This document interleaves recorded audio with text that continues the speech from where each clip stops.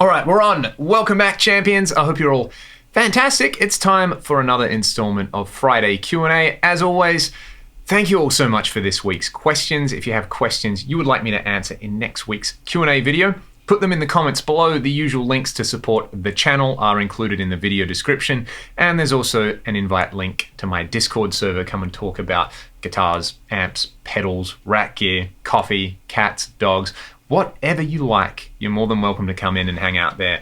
All right, let's get straight into this week's questions. And today I'm playing the Purple Shredder from Hamburg in Germany. Big shout out to Mike and his wonderful guitars there, because there's a few like 80s guitar related questions in here, and it sort of matches, well, it kind of doesn't. It's almost like, you know, if this is navy blue and this is violet, what's this, like indigo? I don't know. Let me know in the comments, but it sounds pretty good as you just heard. So first question, has Ragdoll ever done a show in the Netherlands? No, but we have played a show in Belgium. And while we were in Belgium, we were tossing up whether we were going to go to Bruges or drive all the way out to Amsterdam. And we ended up going to Bruges in Belgium. So that's as close as we ever got to the Netherlands. Hopefully one day I would love to come and play there, because we had such a great time in France, Belgium, and Switzerland. We also played, we didn't play in Italy, but we went to Italy, and we played in Denmark and Germany when we were in Europe as well. And Europeans know how to do it. I had so much good food there, and we played some really fantastic shows. And yeah, like I said, really want to go back, and we'll have to put the Netherlands on the hot spot.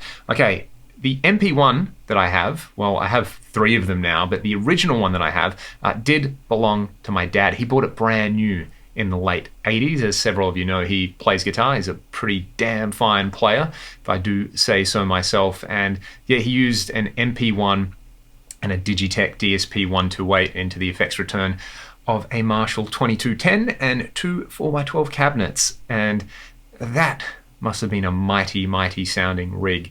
And he sold that MP1 to my uncle, and when I got back into playing guitar, the MP1 made its way back over here, and the Tone Quest began, as I like to say. There was another MP1 related question. Out of the versions that I have, what do I like more? I have, like I said, 3 of them. So I've got an original with the 1.38 firmware, then I've got another US one which has the newer firmware, but as I understand it, the firmware only affects the MIDI implementation and not the actual circuit. But I think my favorite sounding one is the one that I did the 3-tube mod to, because it sounds so thick, and you can use the clean channel as a separate drive channel, which I really like. And if you haven't watched my videos on that, go and check it out, because it's an awesome mod. Another mod coming out of Europe, I believe. Philippe, who does those mods, is in Belgium. So if you look up Marshall JMP mod shop and you want to mod your MP1, cannot recommend them highly enough. Alrighty, this one is a really interesting question. If I could take the guitar skills of either Randy Rhoads, Stevie Ray Vaughan, Gary Moore, Eddie Van Halen, or Chris Oliva, Highlander style, who would I choose? And this is a question that I would probably answer differently at different times of the day, but I'll work around that one and say that maybe for the last 10 or so years, what I really focus on is just trying to sound like myself. Not to say that I don't have influences, and not to say that I don't listen to all of these players and try to cop what they're doing. But yeah, I think I just maybe pass the power onto somebody else. But out of all those players, I think the one who I probably resonate with the most out of all of them is probably Chris Oliva from Sabotage, because I also love his guitar sound and his whole riff writing style. Or maybe I'd go for Stevie Ray, because his style is probably the most different to mine, and it would be amazing to experience what it would be like to have those hands to bend those 13 gauge high E strings, if indeed he really did do that, as so many sources seem to indicate. Alrighty, are we going to get Inhale the Waft t-shirts? That was something that I said last week. So if you want to see an Inhale the Waft t-shirt and you want to design it, I will put it up on my Teespring store, and I'll cut you in on the credits or something like that. If anybody wants to do that, that would be Really, really funny. Go nuts. I know what the internet does with these things. A Leon Todd guitar sound recipe book, I think, would be incredibly fun as well. I mean, I don't know what I'd put in it. I mean, is it sort of like Super Strat into Super Overdrive into JCM 800? That's a pretty cool sound that tastes like, well, that sounds like bacon tastes maybe. And, you know, what would the equivalent of ravioli be as a guitar sound? Or, you know, what would broccoli with butter on it be? Maybe it wouldn't get that literal. Maybe it would just be a bunch of different rigs or something like that. So lots of ideas. What would you all look for in a guitar tone recipe book with my big dumb face on it? Let me know. Okay, this is a kind of interesting question that I've been thinking about all week, because a lot of these experiences, you know, when you have a disappointing experience, you tend to block it out a little bit. But the most disappointing amp I can remember playing through, and you know, this is interesting because I ended up loving this series of amp down the track. And if you've listened to Ragdoll's Back to Zero album, you know that there's a dual rectifier all over it.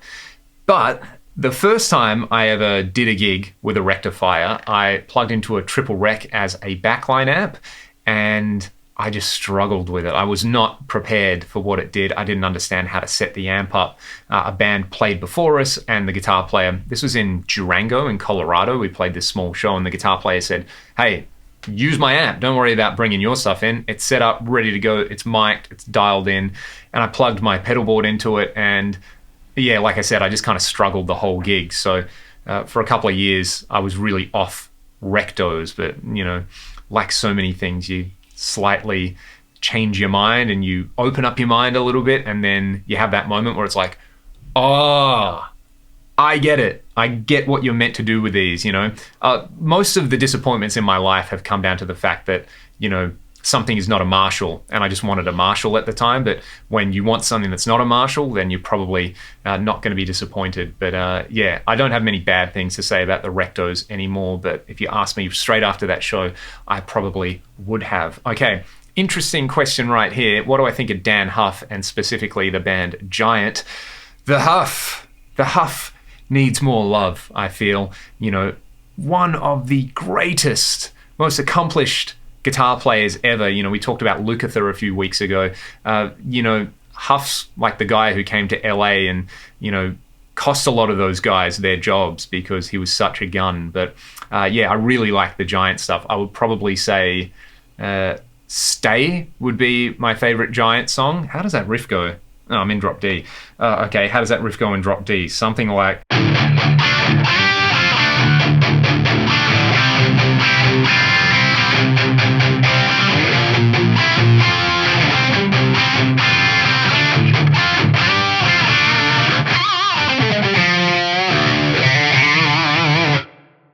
It really reminds me of that Firehouse riff. What's that song, All She Wrote, or something like that? Like really similar. I mean, how many 80s riffs are like, you know, E or E flat or D, you know, C, D or something like that, you know, like 1, flat 7, flat 6 in a minor key. You get all the good 80s sounds out of that. I think it's like every Dokken song, they must have had that in their contract, that they have to use those chords 60% of the time on their recordings. But yeah, the Giant stuff's really, really cool, and it's kind of like, it is peak rack tone era, isn't it? I'm assuming Huff used racks on that. Maybe he was using like an old Marshall in the studio, but yeah, some really, really solid stuff. And he's had an incredible career as a producer and session player and songwriter. So yeah, a very, very accomplished man. Love me a bit of Dan Huff. My favorite plugins.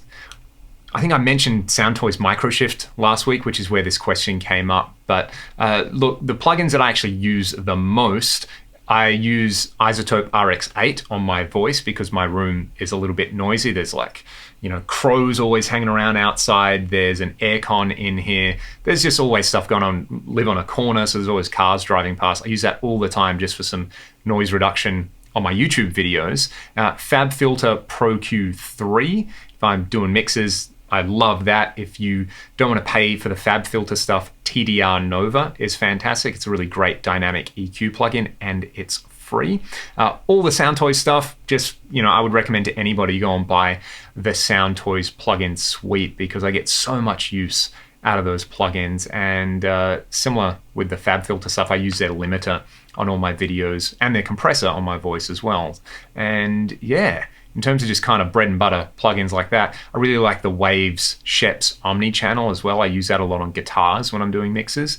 And yeah, it just kind of depends on what you're going for, really. You know, I don't have any like orchestral plugins or anything like that, but I do have the Arturia synths on here, and they're inspiring and phenomenal as well. And Contact as well, because I have the Eurobass library on there, and I have the Analog Dreams synth library, and I use those a lot as well. So yeah, Soundtoys, FabFilter, Contact. It's pretty vanilla stuff, you know, but it sounds fantastic. Really, really sounds fantastic. And for those who don't know, the Soundtoys stuff especially, Soundtoys was founded by ex-Eventide people, which is why their Microshift plugin sounds so phenomenal. Alrighty, Rob Marcello is also an amazing player, and you know, anyone who can hold down all the Timmins licks in Danger Danger is definitely a monster. And I feel like he was doing a bunch of demos for Boss at one point, and I just really enjoyed listening to him play rock guitar. I wonder how often he got confused with Key Marcello from Europe, or asked if they were brothers. Maybe that's a really dumb thing and they are brothers, I just don't know. But I assume like Rob's American and Key is Swedish. Anyway, I nearly said Norwegian. Apologies to any Norwegian and Swedish people out there. Do not mean to mix you up. It's up there with mistaking an Australian person for a British person, or even worse, a Kiwi for an Australian. And shout out to all the Kiwis. This one's from Clifton Wright. Shout out to Clifton. His YouTube channel's amazing. One of the best guitar players on the planet, hands down. Have I ever heard the Chris Squire, Steve Hackett, Squacket band? No, but there's my weekend sorted. I love that they named it Squacket. That is amazing. And so very British prog of them. This one's about spiders, because spiders always come up, because I live in Australia. Huntsman spiders are indeed real things, and they're pretty harmless, and I really like them. I maybe see one a year at the moment. I feel like as a kid, I would see them all the time, and see really big ones as well. You know, they kind of live up in the corner, but they're, you know, they're your buddies. They're there to catch all the annoying insects and flies, and in Australia we get a lot of insects and flies, and the spiders are the unsung heroes. The redbacks are the ones you want to look out for here, because if they bite you, you get pretty sick. But the huntsman is a mate.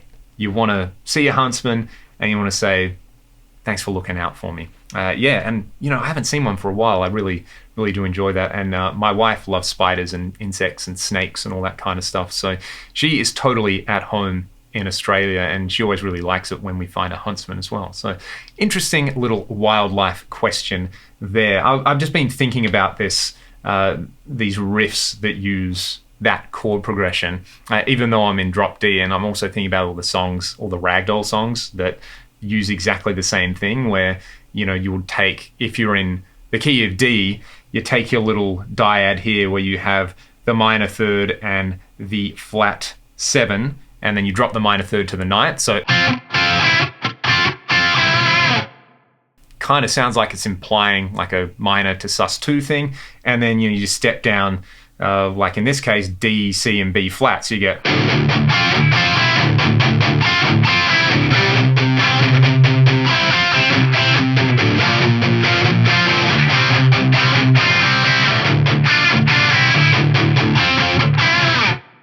That's what happens when you listen to Whitesnake 1987 on repeat for a year. You end up writing riffs like that. So fun little trick in drop D for you all there. Maybe don't play your thumb over the top if you're not super comfortable with it. Just play like a, you know, the Van Halen style C and then C sus4.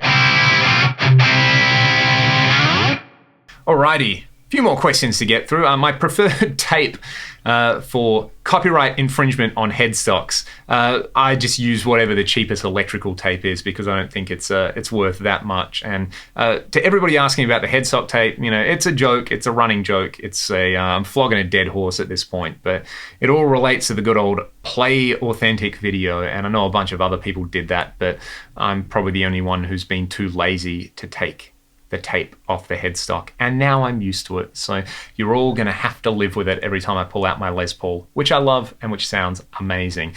Okay, this is an interesting question. How would I evaluate my skill level on the guitar, and when did I feel like I achieved that skill level? I don't really see guitar as like a set of tiers where, you achieve this certain set of skills. I try to see it as a set of behaviors. So you can think of it as, I don't want to use the word good for behavior, but it's like, when did you start implementing these particular behaviors, whether they're, behaviors related to how you play rhythm guitar or how you play lead or how you visualize a fretboard or the sort of music that you listen to. So yeah, I just kind of see it all as habit and behavior in that regard. And if you look at somebody like John Petrucci or Steve Vai, they're people who really, really have fantastic guitar behaviors, don't they? And the rest of us, maybe we do have some bad behavior from time to time in there. So yeah, that's how I would think about that. And it kind of freed me up from that, like, oh, I'm not as good as player X, or no, I'm much better than player X. So yeah, it just kind of, lets you be yourself, which is all I'm trying to do on the guitar and all I'm trying to do with music, because I have more fun that way. And I think that's all that matters at the end of the day. If you're feeling fulfilled and you're having a bunch of fun, everything else is gravy, as they say. Will I bring back 5 Killer Riffs? Yes, it's coming back very soon. Don't hold your breath, but I just need to finish a few tracks, and I need to finish programming some drums specifically, and that is the least fun part about it. But I always learn some stuff doing that, so I've got a few cool ones lined up, which I think you'll all enjoy.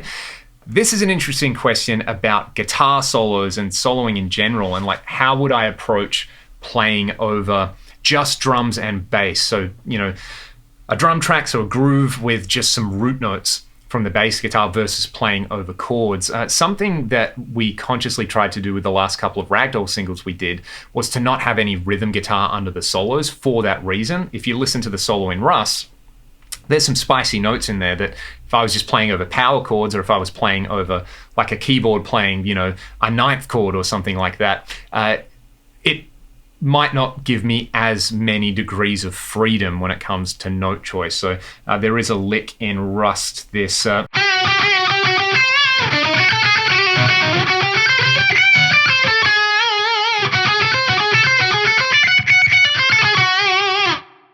where I'm basically outlining Lydian dominant for a little bit, and that was a conscious choice because I like the major third and I like the flat 5 or the sharp 4 next to one another. I will admit I was thinking of it as a flat 5, so not really Lydian dominant, but discussion for another day. Whereas if you were playing over like, ninth chords or sevenths or something like that, I always think of it as like you've got these notes which are not fixed, but they're highly agreeable notes. If you were playing over a vamp which was just E7 or something like that, pretty obvious that you're going to base most stuff around like an E dominant arpeggio.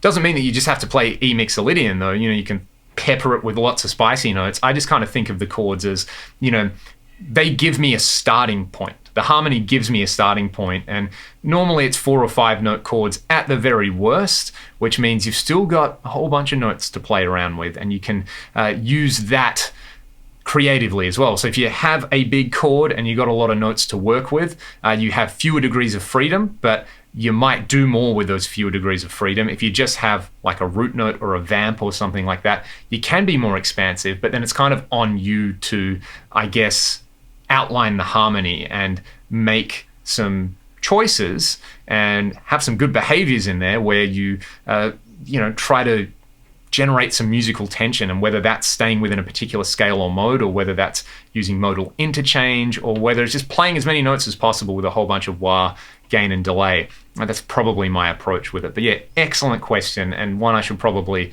cover on like the 5-minute licks series that we do. Okay. One last, no, there's a few more questions here. I'm doing this. Intranaut and Dunable guitars. I will admit that I did not know that Sasha Dunable was in Intranaut, which is kind of dumb of me. Oh, my monitor's gone off, which means I'm running way over the usual time. You all don't mind though. So yeah, that's not a connection that I made. What was the Intranaut album? I forget the name of it, but I remember when it came out, Premier Guitar did a feature on them, and I listened to the album and I really, really liked it. I was listening to like a lot of Mastodon and bands like that, and that kind of, you know, had that proggy thing, but the sort of dirty prog aspect where there's just a lot of disgusting guitar sounds and a lot of textures, and yeah, really, really cool stuff. And the Dunable stuff's fun as well. I really like their V, which is called the Asteroid. Yeah, it's a cool looking V. It's almost like a, you know, if you could make a V offset, it's the opposite of like a Jackson Rhodes or something like that in that regard. It's got some curves in there. It's got the headstock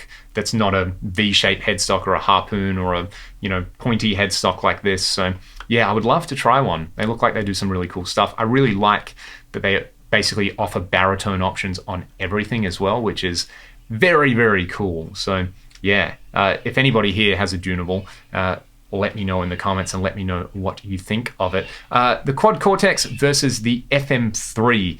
Some preliminary thoughts on it. I feel like this could be an entire video, but using them side by side, obviously I've been using the Fractal stuff for years and the QC has just come out and I haven't really played with it that much. I've made some presets, I've made some captures, I've done a few videos on it. I will do some more videos on it as well. But the thing that I think the QC does really well, obviously it has the capture feature and you have the like implementation. Basically, like Fractal has scene controllers which you need to manually assign, but you can kind of automate that in the Quad Cortex, and that's something which I think is a big plus.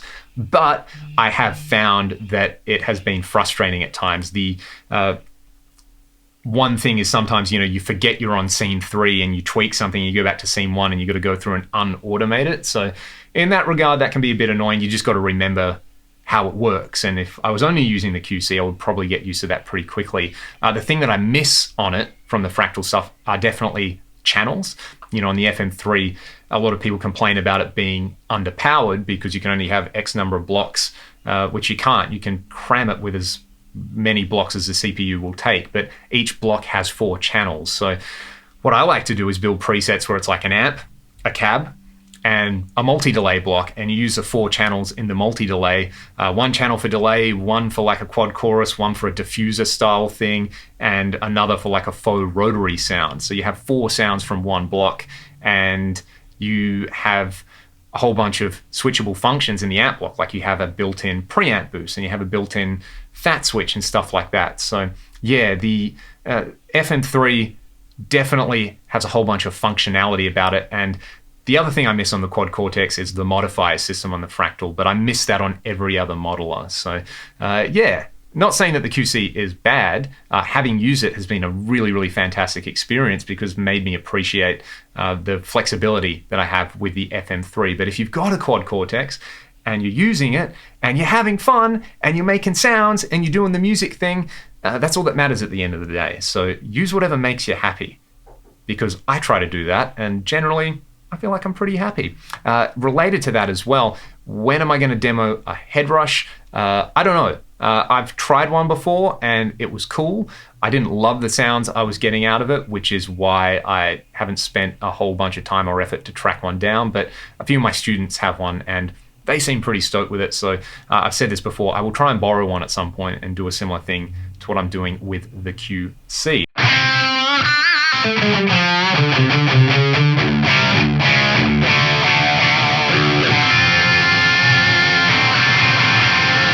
Alrighty, 2 more questions before we go. What about underrated players like Johnny Marr and Graham Coxon and Robin Smith? I would actually say those guys aren't underrated. They're definitely rated, just by a kind of different subsection of the guitar community. In fact, I would say if you listen to any indie pop music or you play any kind of indie or, you know, alternative styles, that Johnny Marr's like a foundational influence, the way he used effects, the way he used chords and tuning. Like, phenomenal player, and the Smiths are a massively, massively influential band. Again, it just kind of depends on your demographic and your listening habits right there, but they're fantastic players. Maybe I should do a video on, you know, guitar players you should listen to if all you do is listen to, you know, the established rock gods, you know, Van Halen and Hendrix and all that kind of stuff. There's such a world of guitar playing out there, and guitar in general is such a diverse instrument that I think the people who get rated or underrated. It just depends on, who you choose to focus on. And one last question for this week. Have I ever used a humbucker, which I like the sound of, tapped, but not as a traditional humbucker? Not really, but I found with some of those like rail style pickups, sometimes if you got one in the neck and it's a bit too dark, you can get a more usable tone by wiring it in parallel, which is, kind of an underrated sound. Everybody talks about humbuckers and then, wired in series and then tap, but parallel modes are really, really quite fun. Alrighty, that is Q&A for this week. Thank you all so much for this week's questions. If you got questions for next week, put them in the video description. I would love to hear from you all. Have a great weekend. Stay safe. Be good to one another. I'll see you next time.